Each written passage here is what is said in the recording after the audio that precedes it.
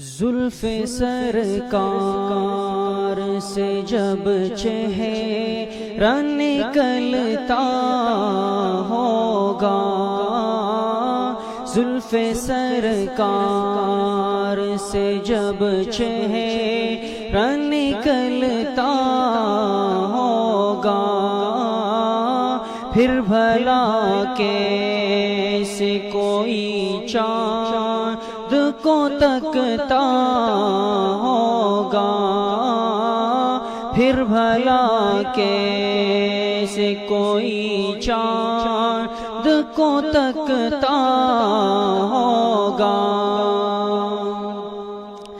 اے حلیمہ تو نے تو یہ دیکھا ہوگا، اے حلیمہ تو نے تو یہ دیکھا ہوگا، کیسے تجھ سے میرا محبوب لپٹتا ہوگا، کیسے تجھ سے میرا محبوب لپٹتا ہوگا۔ زلف سرکار سے جب چہرہ نکلتا ہوگا،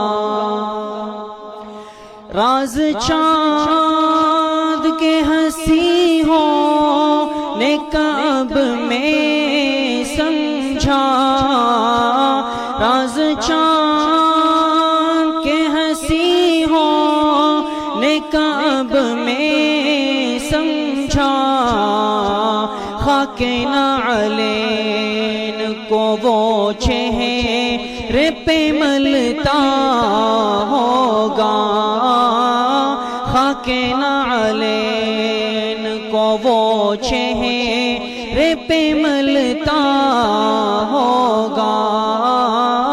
زلف سرکار سے جب چہرہ نکلتا ہوگا،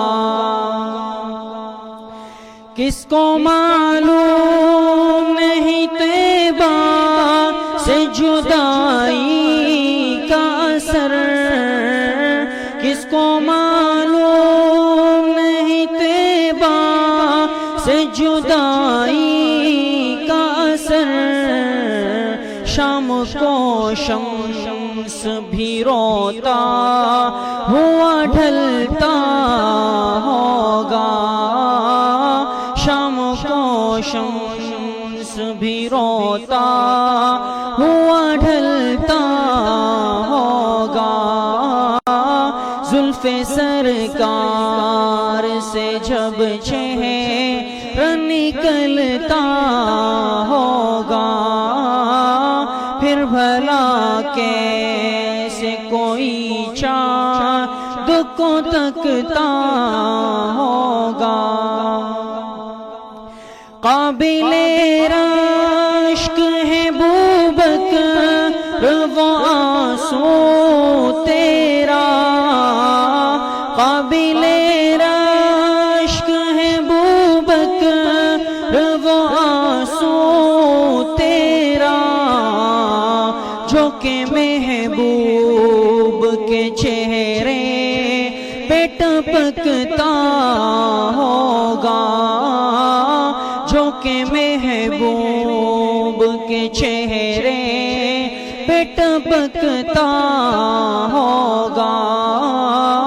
زلف سرکار سے جب چہرہ نکلتا ہوگا، پھر بھلا کیسے کوئی چاند کو تکتا ہوگا، پھر بھلا کیسے کوئی چاند کو تکتا ہوگا۔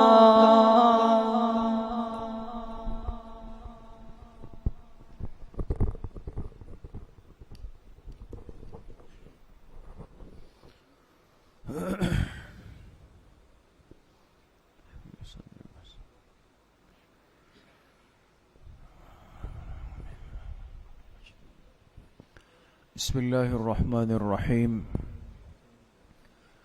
الحمد لله وكفى وسلام على عباده الذين اصطفى، خصوصا على سيد الرسل وخاتم الأنبياء وعلى آله وأصحابه الأتقياء.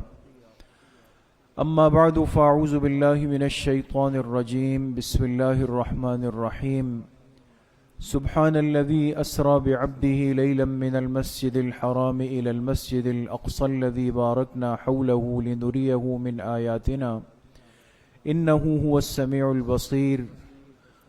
وقال النبي صلى الله عليه وسلم: أوتيت ليلة المعراج 3 أشياء، صدق الله وصدق رسوله النبي الكريم. یا رب صل وسلم دائما ابدا علی حبیبک خیر الخلق کلہم. تمام حضرات ایک مرتبہ محبت و عقیدت سے درود شریف پڑھ لیں. اللہم صل علی محمد وعلی آل محمد کما صلیت علی ابراہیم وعلی آل ابراہیم انک حمید مجید.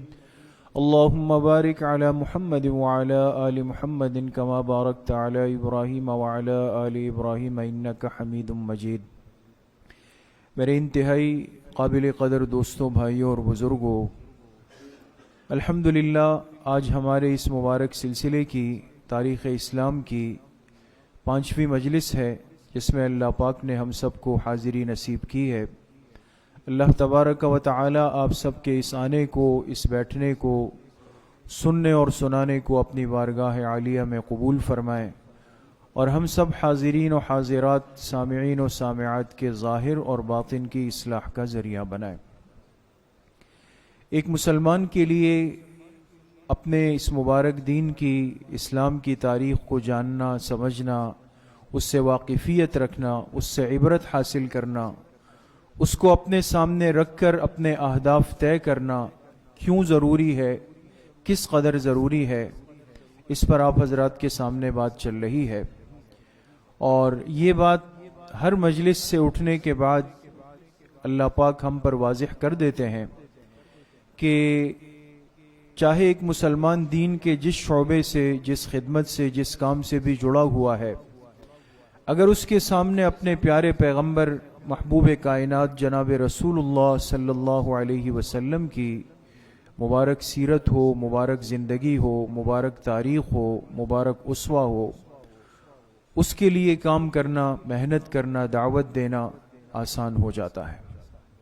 اس لیے کہ آپ علیہ الصلاۃ والسلام جن تکالیف سے، جن آزمائشوں سے، جن مصیبتوں سے گزرے ہیں، اس امت پر اس کا 1000واں حصہ بھی نہیں آیا ہے.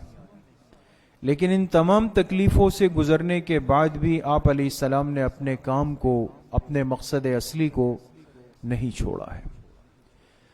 تو تاریخ اسلام سے متعلق ہماری بات چل رہی ہے. آج انشاءاللہ اس کی مجلس نمبر 5 ہے، اور آپ سے عرض کیا تھا کہ اس منتشر اور بکھرے ہوئے مشکل موضوع کو اگر ہم آسان کریں تو تاریخ کے کل کتنے حصے بن سکتے ہیں؟ 3 حصے بنیں گے. 3 حصے اس طور پہ کہ ایک حصہ تاریخ کا کہلاتا ہے جاہلیت اولا. حضور علیہ الصلاۃ والسلام کی بعثت یعنی آپ کی نبوت ملنے سے پہلے کا جو عرصہ ہے وہ کیا کہلاتا ہے؟ جاہلیت اولا کہلاتا. دوسرا حصہ تاریخ کا ہے وہ زمانہ اسلام ہے، حضور علیہ الصلاۃ والسلام کی بعثت کے بعد. آپ دنیا میں تشریف لے آئے، 40 سال آپ نے مکہ مکرمہ میں گزارے. جب 40 سال عمر مبارک کے پورے ہوئے، اللہ نے آپ کو نبوت دے دی. پیغمبر کو جب نبوت مل جائے تو اس کو کیا کہتے ہیں دوستو؟ بعثت کہتے ہیں. حضور کی بعثت کے بعد کا جتنا عرصہ ہے وہ زمانہ اسلام کہلاتا ہے. تیسرا حصہ تاریخ کا ہوگا جاہلیت ثانیہ، جو آخری زمانے میں آپ علیہ الصلاۃ والسلام نے پیشن گوئی فرمائی کہ پھر ایک وقت آئے گا کہ میری امت دوبارہ جاہلیت کی طرف لوٹ کر چلی جائے گی، وہی کام اور وہی کرتوت کرنے لگے گی جو جاہلیت کے زمانے میں ہوا کرتے تھے. ابھی ہماری بات چل رہی ہے تاریخ کے اس حصے پر کہ آپ علیہ الصلاۃ والسلام کی بعثت ہو گئی، اللہ نے آپ کو نبوت دے دی. جب آپ کو نبوت ملی تو آپ کی عمر مبارک کتنے سال تھی؟ 40 سال. 40 سال پر آپ کو نبوت ملی. اس کے بعد آپ علیہ الصلوۃ والسلام کی زندگی کے 2 حصے ہو جاتے ہیں. کتنے حصے ہو جاتے ہیں؟ 2 حصے. ایک حصہ وہ کہلاتا ہے جو کہ مکی دور ہے، جو آپ علیہ السلام نے کہاں گزارا ہے؟ مکہ مکرمہ میں. نبوت ملنے کے بعد کا یہ پہلا حصہ مکی دور ہے، اور اس دور کی کل مدت کتنے سال ہے؟ 13 سال. تو 40 سال پہ نبوت ملی، 13 سال مکہ میں گزارے، تو 40 اور 13 کتنے ہو گئے؟ 53 سال. ٹھیک ہے. مکی دور کے ان 13 سالوں میں آپ علیہ الصلوۃ والسلام کی اصل محنت، اصل کام کیا تھا؟ اسلامی امت کی تاسیس رکھی. ایک اسلامی امت کی بنیاد آپ علیہ الصلوۃ والسلام نے رکھی. لیکن ایک امت کی بنیاد رکھنا اتنا آسان نہیں تھا، پھر خاص طور پہ شرک، جاہلیت اور ظلم کے ماحول کے اندر. یہ آپ علیہ الصلوۃ والسلام ہی کی خصوصیت اور آپ کی برکات ہے. 11 نبوی میں لیکن الذی اسری بعبدہ لیلا من 3 میں ہے، ہمارا قبلہ اول ہے. ابھی آپ کے سامنے بات آ جائے گی. تو یہ جو پہلا حصہ سفر کا ہے یہ کون سا ہے؟ زمینی ہے. مکہ سے لے کر فلسطین بیت المقدس تک اس سفر کو کیا کہتے ہیں؟ اسرا کہتے ہیں. وہاں انبیاء کی امامت کروائی، تمام انبیاء کو اللہ پاک نے جمع کیا تھا. وہاں سے پھر سواری بھی بدل گئی. پہلے براق ایک جانور لایا گیا تھا، حدیث پاک میں آتا ہے گدھے سے تھوڑا بڑا، گھوڑے سے تھوڑا چھوٹا تھا. جبریل علیہ السلام نے اس کی لگام پکڑی ہوئی تھی اور بیت المقدس تک وہ آپ کے ساتھ گیا. وہاں سے سواری بدل گئی، وہاں ایک رفرف لایا گیا. رفرف علماء نے لکھا جیسے ایک سیڑھی، آسان ترجمہ آپ اس کا کرنا چاہیں، ایک ایسی سواری تھی سیڑھی کی مانند تھی، اور اللہ کے حکم سے اس نے سفر کیا ہے، وہ رفرف کہلاتی ہے. تو پہلا حصہ اسرا ہے جو براق پہ ہوا، دوسرا حصہ معراج ہے جو کس پر ہوا ہے؟ رفرف پہ ہوا ہے. یہ آسمانی سفر ہے جس میں آپ 7 آسمانوں پہ ترتیب سے گئے ہیں. اس میں اب بہت تفصیل ہے. ہر آسمان پہ اللہ کے ایک پیغمبر سے ملاقات ہوتی رہی ہے. 7 آسمانوں پر گئے، ہر پیغمبر سے ملاقات ہوئی. اس کے بعد ایک عجائبات کا سلسلہ آگے ہوا. سدرۃ المنتہا پہ گئے، جنت جہنم کے مناظر دیکھے، جہاں بیٹھ کر فرشتے تقدیر کا قلم چلا رہے تھے وہ جگہ دیکھی. ہوتے ہوتے ایسے مقام پہ پہنچے جبریل علیہ السلام نے فرمایا اے اللہ کے حبیب یہاں تک ہماری حد ختم ہو جاتی، اب اس سے آگے میں نہیں جا سکتا ہوں. اب میں جاؤں گا تو میرے پر جل جائیں گے، آگے میری رسائی نہیں ہے. اب آگے آپ نے اکیلے جانا ہے. آگے اللہ کے حبیب اکیلے گئے. پھر اللہ کی دیدار، اللہ کی زیارت، اللہ سے ملاقات، اللہ سے ہم کلامی، پھر اللہ پاک سے انعامات لے کر واپس دنیا میں تشریف لے آئے. یہ سارا تفصیلی قصہ. یہ پورا سفر ایک رات میں مکمل ہوا. رات کے ایک حصے میں جبریل علیہ السلام نے آپ کو براق پہ بٹھایا، لے گئے. جب لے گئے تو اس وقت آپ علیہ الصلوۃ والسلام نیند سے اٹھے تھے. جب انسان نیند سے اٹھتا ہے نا، بستر پہ گرمائش ہوتی ہے نا جسم کی، وہ گرمائش تھی. تو اور جب آپ نکلے تو وہ دروازے کی جو کنڈی تھی وہ ہل رہی تھی جیسے انسان نکلتا ہے. تو حدیث پاک میں آتے جب آپ علیہ السلام واپس آئے تو بستر کی گرمائش باقی تھی ابھی. تو اس سے اندازہ لگائیں کہ کتنا وقت لگا ہوگا. لیکن 7 آسمانوں کا سفر، بیت المقدس کا سفر، سدرۃ المنتہا، اور یہ اس چھوٹے سے حصے میں کیسے ہوا؟ عقل پرستی اللہ کے سامنے بے بس ہو گئی ہے دوستو. یہ ساری باتیں جو اعتراضات ذہن میں آ سکتے ہیں نا، یہ عقلی اعتراض ہے. اور جو معراج ہوا ہے یہ کس کی طاقت سے ہوا؟ اللہ کی طاقت سے ہوا. اللہ کی طاقت کے سامنے عقل پرستی کی کوئی حیثیت نہیں ہے دوستو. آج جو فتنہ امت پہ مسلط کیا جاتا ہے کہ عقلی اعتراض، یہ بات عقل میں نہیں آ رہی، اس کی لاجک سمجھ میں نہیں آ رہی، اس کی علت سمجھ میں نہیں آ رہی ہے. ہر چیز کی آج لاجک اور علت مانگی جاتی ہے. یاد رکھیں انسان کی عقل جہاں ختم ہوتی ہے وہاں سے وحی کے نور کا آغاز ہوتا ہے. تو اس سفر نے واضح کیا کہ عقل پرستی کی اللہ کے سامنے حیثیت نہیں ہے، وہ بے بس ہے. بہرحال اب یہ تفصیلی واقعہ ہے، ہم چونکہ سیرت میں عرض بھی کر چکے ہیں. اللہ سے جب ملاقات ہوئی تو اصل بات یہ نقطہ سمجھ لیں کہ اس موقع پر اللہ پاک نے آپ کو 3 انعامات دیے. کتنے انعامات دیے؟ 3 انعامات. 5 نمازیں ملی ہے اور 2 انعامات اور ملے۔ حدیث پاک میں آپ علیہ السلام نے فرمایا معراج کی رات مجھے 3 چیزیں دی گئی۔ خواتیم سورۃ البقرہ، سورہ بقرہ کی آخری آیات اللہ نے اس موقع پر مجھے بطور انعام کے دیے۔ والصلوات الخمس، 5 نمازیں اللہ نے مجھے انعام میں دی۔ والشفاعۃ لامتی، تیسرا ہدیہ اللہ نے مجھے دیا کہ مجھے میری امت کی شفاعت کا حق دیا کہ آپ قیامت کے دن اپنی امت کی سفارش فرمائیں گے۔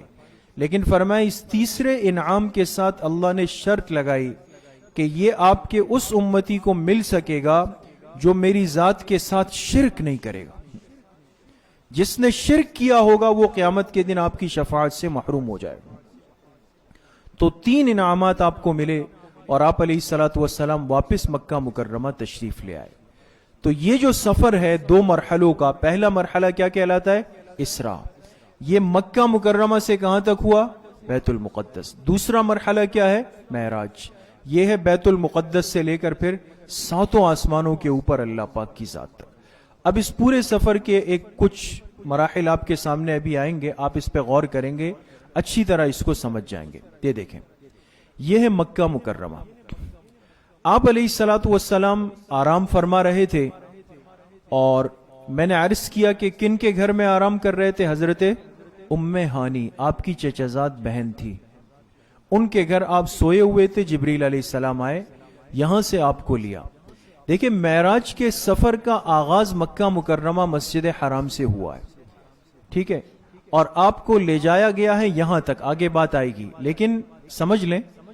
دیکھیں آگے چلیں، ہوا یہاں تک ہے، لیکن بیچ بیچ میں مراحل آئے ہیں۔ کس طرح؟ پہلے آپ کو مکہ مکرمہ سے لے جا کے براق کو مدینہ منورہ میں بٹھایا گیا۔ کہاں بٹھایا گیا؟ مدینہ۔ آپ نے فرمایا میں دیکھ کھجور کے درخت ہے، ایک زمین ہے، کھجور کے درخت نظر آ رہے ہیں۔ جبریل علیہ السلام نے فرمایا اللہ کے حبیب یہ وہ جگہ ہے جہاں ایک وقت آپ نے ہجرت کر کے آنا ہے، پہلے مجھے بتائے۔ پھر یہاں سے دوبارہ براق چلا، اور یہ عقبہ، یہ نظر آ رہا ہے، یہ کیا لکھا ہے؟ عقبہ۔ یہ ہے وہ جگہ جہاں حضرت عیسیٰ علیہ السلام کی پیدائش ہوئی ہے دوستو۔ کن کی؟ حضرت عیسیٰ علیہ السلام کی پیدائش ہوئی۔ اس کو بیت اللحم کہتے ہیں، ابھی آگے آپ کے سامنے اس کی تصویر آ رہی ہے۔ یہ جگہ آپ کو دکھائی گئی۔ پھر یہاں سے براق پہ آپ کو بٹھا کے القدس، جو بیت المقدس مسجد اقصی ہے، وہاں لے جایا گیا، اور وہاں آپ نے انبیاء علیہم السلام کی امامت فرمائی ہے۔ سمجھ میں آ گئی؟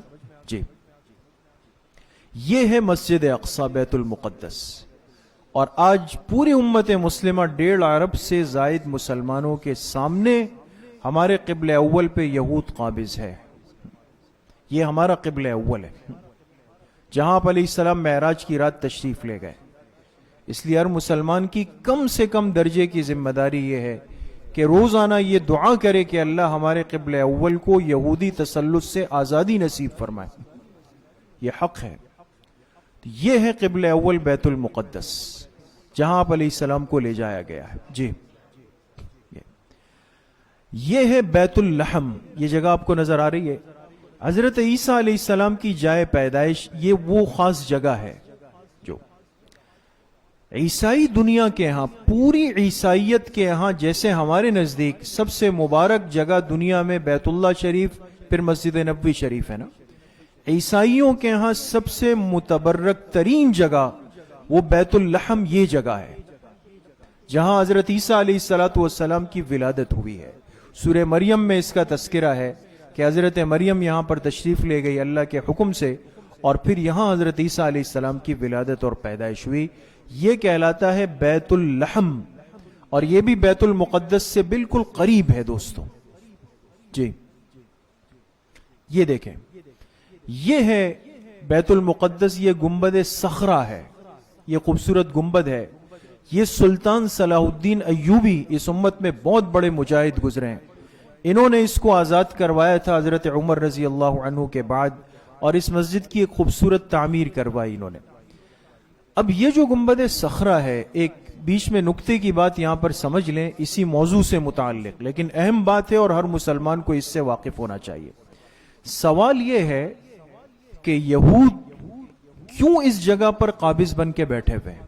اس میں کیا خاص بات ہے کہ ساری دنیا چھوڑ کر وہ جا کر فلسطین کے اس کونے میں چپک گئے، اس جگہ کو پکڑا ہوا ہے؟ اس کی وجہ ہے دوستو، صرف یہ مسجد نہیں ہے. یہود کا عقیدہ اور تصور یہ ہے کہ جہاں یہ گنبد صخرہ بنا ہے اس کے بالکل نیچے ہیکل سلیمانی ہے. حضرت سلیمان علیہ السلام کی جو نشانیاں ہیں ان کا دعویٰ یہ ہے کہ اس کے نیچے یہ دفنایا گیا ہے. اس کو کیا کہتے ہیں؟ ہیکل سلیمانی. یہ لفظ آپ سنتے ہوں گے، نہیں سنا تو آج سن کر یاد کر لیں اور تھوڑا سا اپنی تاریخ سے واقفیت کا مزاج پیدا کریں. یہ جو ہم بالکل غافل اس طرح گھومتے ہیں نا، کچھ عطا پتہ نہیں دائیں بائیں کا، اس نے نقصان کیا ہے دوستو بہت زیادہ. ہیکل سلیمانی ہے.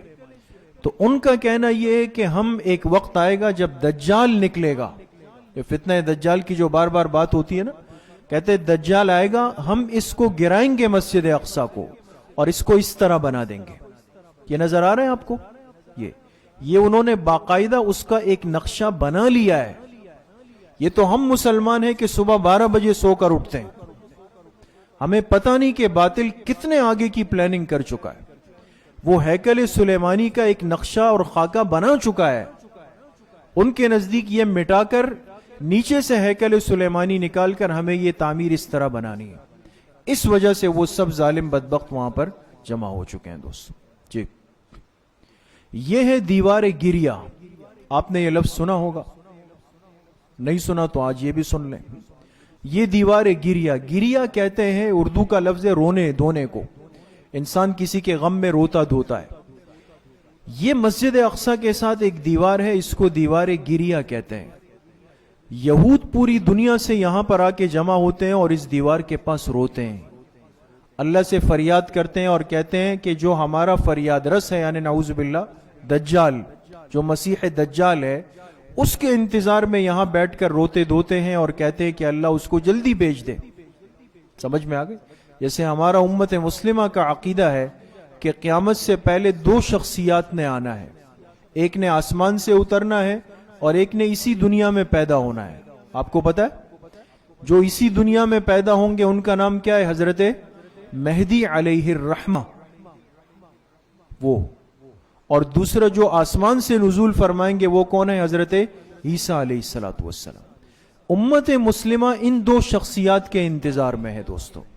اللہ پاک نے ان کے ہاتھ میں پھر نجات اور کامیابی اور عزت رکھی ہے ایمان والوں کی. اور یہود انتظار کر رہے ہیں کس کا؟ مسیح دجال کا. یہ وہ دیوار گریا ہے جو آج بھی بیت المقدس کے قریب ہے اور آج بھی یہود جا کر یہاں پر روتے دھوتے ہیں، عورتیں مرد جمع ہو کر سب. جی، ختم. معراج سے آپ علیہ السلام واپس تشریف لے آئے. اللہ پاک نے آپ کے مقام کو بلند فرمایا اور جو سلوک آپ کے ساتھ لوگوں نے کیا اللہ نے اس کے بدلے میں آپ کو اتنی بڑی رفعت عطا فرما دی. جب مکہ مکرمہ آپ واپس تشریف لے آئے، آپ حضرات جانتے ہیں کہ مکہ مکرمہ میں ایک جگہ ہے، اس کا نام ہے منا. منا کی شہرت کس وجہ سے دوستو؟ کوئی بتا سکتا ہے؟ جی، مشکل ترین سوال آ گیا ہے دوستو. بھائی منا میں حج کے سب سے زیادہ ارکان ہوتے ہیں نا، ہے نا؟ یہ مشکل سوال ہے. منا، عرفات، مزدلفہ، یہ وہ جگہ ہیں جہاں پر مسلمان جا کر حج کرتے ہیں. حج کا ایک طریقہ آپ علیہ السلام پہ فرض ہوا، لیکن یاد رکھیں اس سے بہت پہلے سے، جاہلیت کے زمانے سے، شرک کے زمانے سے پوری دنیا سے لوگ آ کر حج کرتے تھے اپنے اپنے ترتیب اور طریقے پر. قرآن کریم میں بھی اس کا تذکرہ ہے، مختلف طریقوں سے آتے تھے. تو آپ علیہ السلام پر ابھی حج کی فرضیت نہیں آئی ہے دوستو، یہ یاد رکھیں. وہ تو مدنی زندگی میں آئی، لیکن جاہلیت کے ترتیب پر لوگ پوری دنیا سے اب بھی آتے تھے. جب آپ علیہ السلام معراج سے واپس تشریف لائے تو آپ کے دل میں ایک بات آئی. آپ نے کہا منا میں لوگ آتے ہیں، حج کرتے ہیں جاہلیت کے طریقے پر، چلو جا کے ان سے ملاقات کرنی چاہیے، شاید ان میں سے کوئی بات سن لے۔ تو جب اس سال حج کا وہ موقع آیا اور لوگ آئے تو آپ علیہ السلام مینا تشریف لے گئے۔ مینا جو ساتھی حج کے لیے گئے ہیں، اللہ سب کو بار بار حاضری نصیب فرمائے۔ آج بھی مینا بالکل ایک پہاڑی سلسلہ ہے، پہاڑی علاقہ ہے۔ اب تو انہوں نے نیچے خیمے لگا دیے، لیکن اطراف میں ساری پہاڑی ہے۔ تو مینا میں بہت ساری گھاٹیاں تھیں، اور گھاٹی کو عربی میں کہتے ہیں عقبہ۔ کیا کہتے ہیں؟ عقبہ کہتے ہیں۔ آگے ایک مسجد کی تصویر بھی آئے گی، مسجد عقبہ کی۔ تو مینا کی گھاٹیوں میں یہ حاجی آ کر بیٹھتے تھے، حج کے دن گزارتے تھے۔ آپ علیہ الصلوۃ والسلام اس دعوت کی نیت اور ارادے سے مینا چلے گئے کہ جا کے دیکھتے ہیں مینا میں کسی سے بات ہو جائے۔ تو جب آپ مینا تشریف لے گئے، اب یہاں بہت غور کیجئے گا، مینا کی ایک گھاٹی میں 6 افراد سے آپ کی اتفاقاً ملاقات ہو گئی۔ 6 آدمی بیٹھے ہوئے، ان کے نام بھی حدیث کی کتاب میں آتے ہیں۔ یہ 6 کے 6 افراد مدینہ سے آئے ہوئے تھے حج کرنے کے لیے اپنی ترتیب پر۔ آپ کو سلجھے ہوئے لگے، چہرے سے بہت ساری باتیں پتہ چلتی۔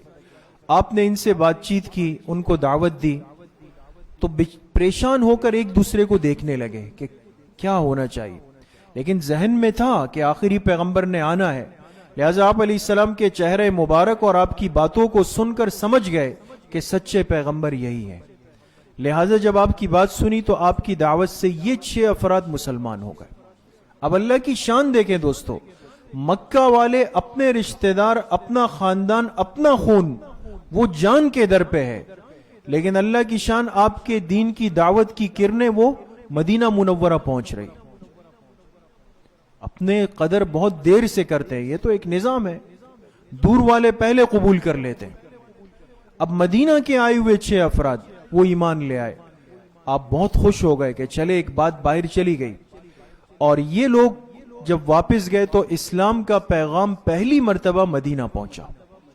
6 افراد گئے، ان 6 افراد نے جا کر مدینہ میں محنت کی اپنے طور پہ۔ اگلے سال پھر حج کا موقع آیا۔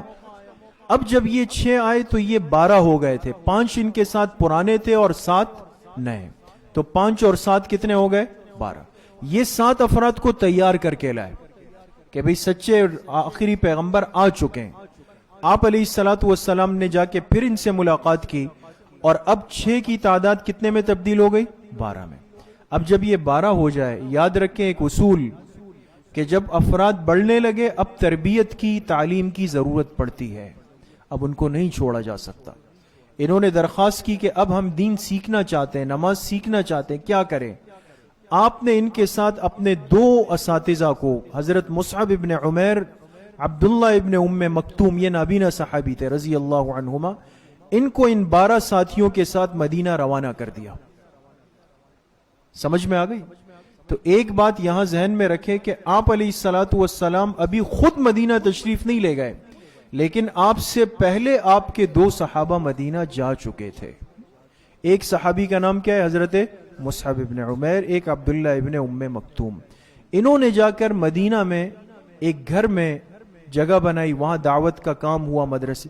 وہ جگہ ہم نے دیکھی ہے دوستو، آج تو وہ بالکل آبادی ہو گئی ہے، لیکن وہ جگہ ہم نے دیکھی ہے، وہاں کے ایک عالم نے ہمیں دکھائی کہ یہ وہ گھر ہے جہاں حضرت مصعب ابن عمیر اور عبداللہ ابن ام مکتوم نے بیٹھ کر مدینہ والوں پر محنت کی تھی۔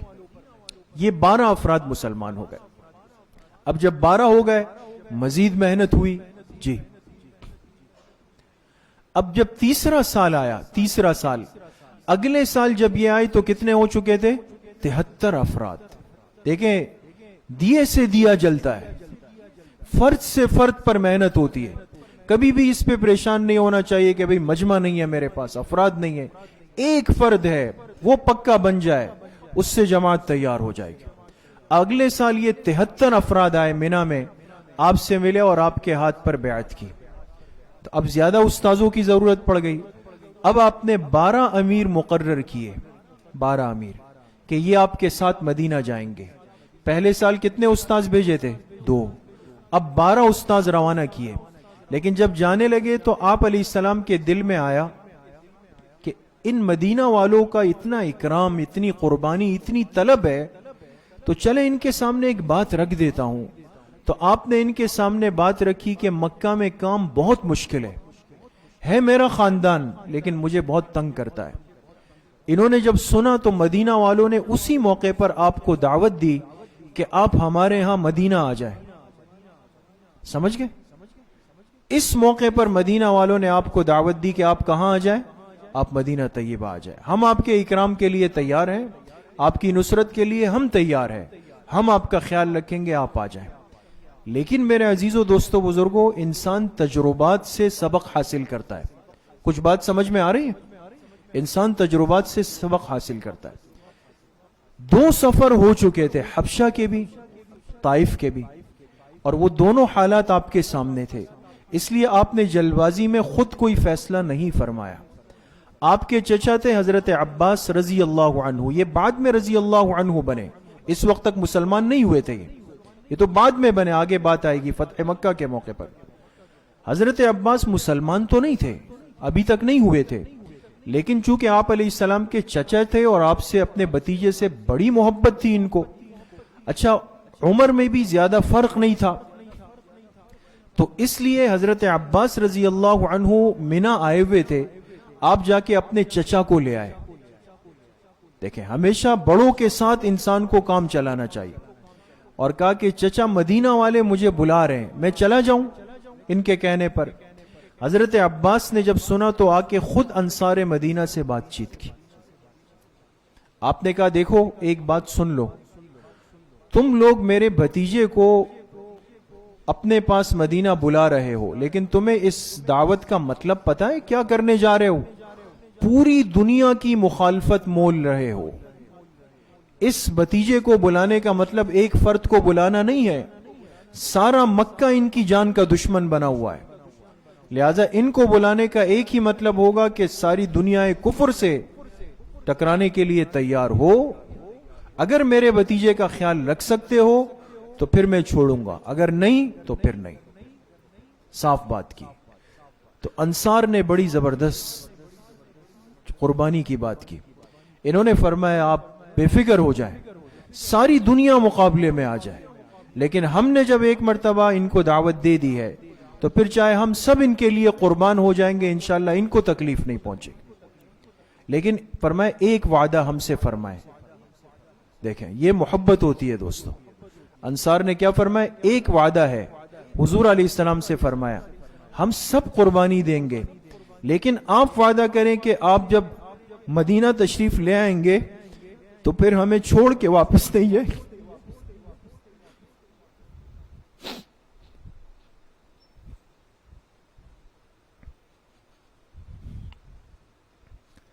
پھر اس سعادت سے ہمیں محروم نہیں کریں. تو آپ علیہ السلام نے وعدہ فرمایا کہ میں جب ایک مرتبہ آ جاؤں گا تو پھر میں مدینہ کا ہو کر رہ جاؤں گا, پھر میں واپس نہیں آؤں گا. یہ آپ نے ان سے وعدہ فرمایا. تو یہ سارے واقعات سبب اور ذریعہ بن گئے آپ علیہ السلام کے مدینہ طیبہ تشریف لے جانے کا. 73 افراد آپ سے پہلے مدینہ میں ایمان لے آئے اور 12 ان کے امیر طے ہو گئے. جی یہ دوستوں میں نے آپ سے عرض کیا مسجد بیعہ, وہ جگہ جہاں انصار نے بیعت کی اور آپ کو مدینہ کی دعوت دی. یہ آپ کو نظر آ رہی ہے چھوٹی سی مسجد ہے.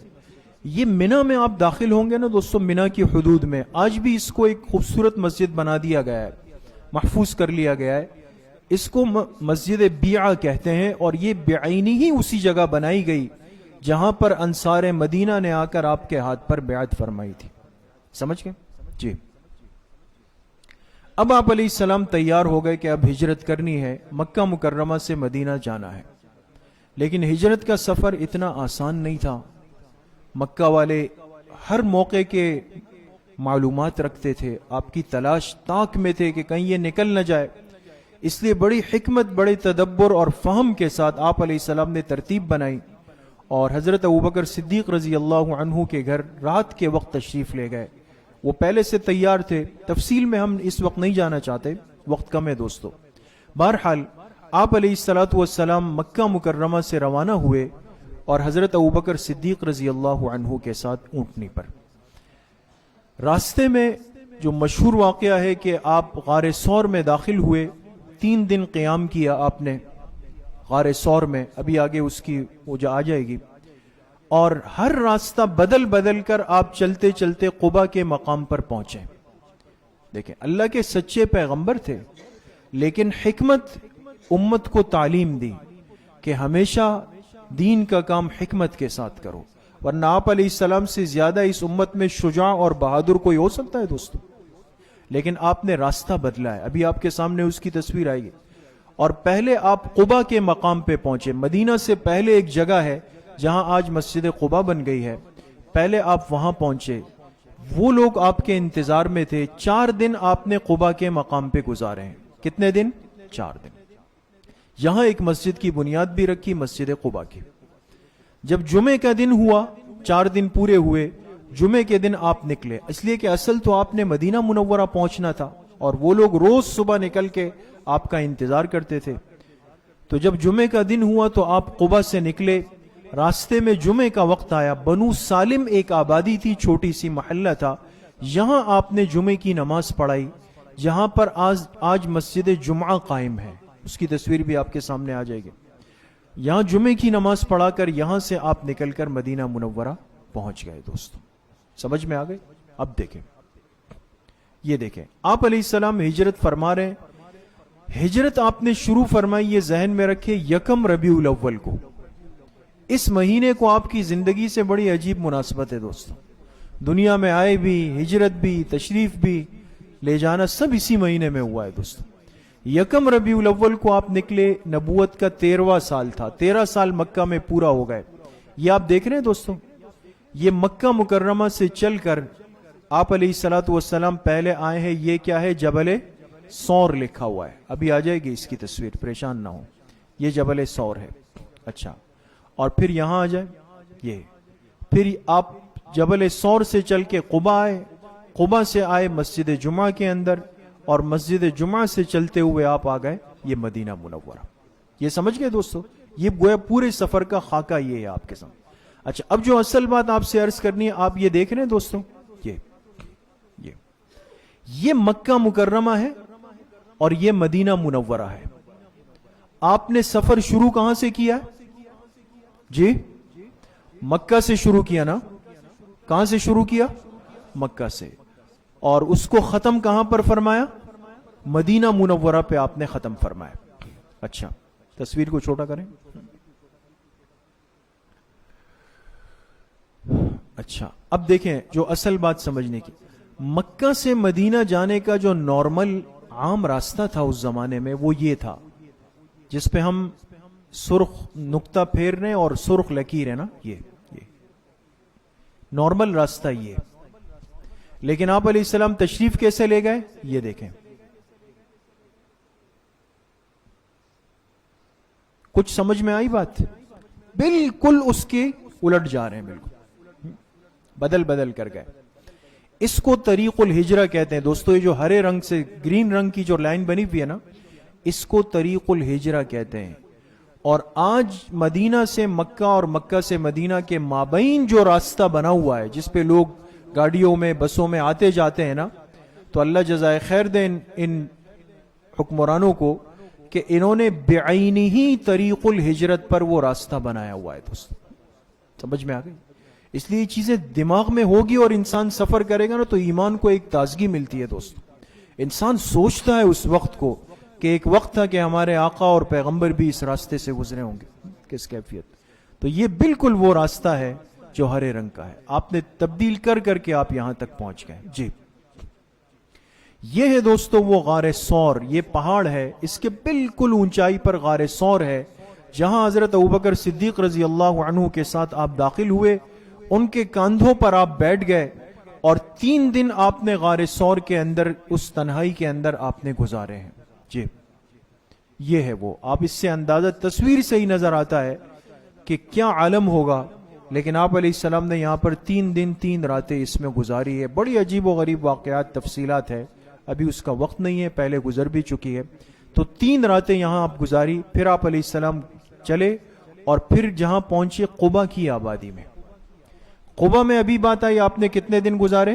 4 دن گزارے۔ وہاں پر آپ نے ایک مسجد کی بنیاد رکھی جہاں آج یہ خوبصورت ترین مسجد ہے، مسجد قباء کی، اور اس مسجد کی بہت بڑی فضیلت ہے دوستو۔ حدیث پاک میں آتا ہے آپ علیہ السلام ہر ہفتے کے دن فجر کی نماز پڑھ کر پیدل یہاں تشریف لے جاتے اور 2 رکعت اشراق کے نفل پڑھ کے آپ واپس آتے، اور آپ نے صحابہ سے فرمایا میرا جو امتی وضو کر کے مسجد قباء جائے گا اور وہ جا کے یہاں پر 2 رکعت نفل نماز اخلاص سے پڑھے گا، اس کو مقبول عمرے کا ثواب ملے گا، مقبول عمرے کا، وہ عمرہ جو اللہ قبول کر چکے ہیں دوستو۔ اتنی بڑی شان ہے دوستو، تو اس لیے جو جانے والے خوش نصیب ہوتے ہیں، اللہ ہمیں بار بار نصیب فرمائے، تو اس مسجد ضرور جانا چاہیے، 2 رکعت نفل پڑھنے چاہیے۔ جی، یہ ہے مسجد جمعہ۔ اور پھر جیسے بات آئی کہ 4 دن گزار کر آپ جمعے کے دن نکلے، بنو سالم ایک محلہ تھا، وہاں پہنچے، جمعے کی نماز پڑھائی، تو وہاں جو آج مسجد بنائی گئی ہے یہ مسجد جمعہ ہے۔ اب یہ بہت خوبصورت بنا لی گئی، پہلے ذرا کچی سی تھی، یہ وہی مسجد جمعہ ہے۔ یہ چیزیں ذہن میں رکھنی چاہیے، پھر جب انسان کو جانے کا موقع ملے تو یہ ہمارے ایمانی شاعر ہے، ایمان کی ایک تاریخ ان جگہوں سے جڑی ہوئی ہے دوستو، جہاں جا کے انسان کا ایمان کو جلا ملتی ہے، تازگی ملتی ہے۔ یہاں آپ علیہ السلام نے جمعے کی نماز قائم فرمائی، اور یہاں جمعہ پڑھا کر آپ علیہ السلام پھر اپنے ہجرت کی اصل جگہ یعنی مدینہ منورہ کی طرف تشریف لے گئے۔ جی، اب مکی زندگی کے 13 سال آپ کے اختتام پذیر ہو گئے، اور یہاں سے آپ کے مدنی دور کا آغاز ہوا۔ سمجھ میں آ گئی؟ تو مکی زندگی کے کتنے سال تھے؟ 13 سال۔ اب مدنی زندگی کے کتنے سال ہوں گے؟ 10 سال۔ اب ہماری انشاءاللہ اگلی مجلس کا جو موضوع ہے مدنی دور شروع ہوگا، جس کی کل مدت 10 سال۔ ان 10 سالوں میں آپ نے اصل محنت کیا کی؟ اسلامی ریاست کی تاسیس۔ مکی زندگی میں کیا تھا؟ اسلامی امت کی تاسیس۔ دونوں میں فرق ہوتا ہے دوستو۔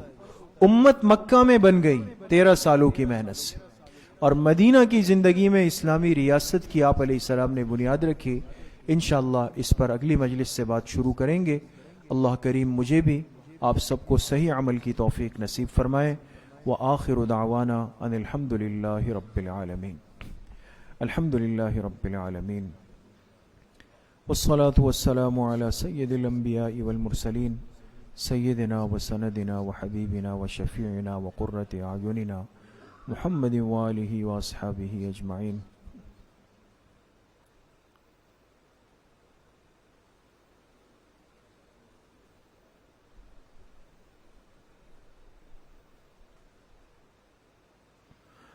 وصلی اللہ وسلم علی نبینا محمد وآلہ وصحبہ اجمعین برحمتک یا ارحم الراحمین۔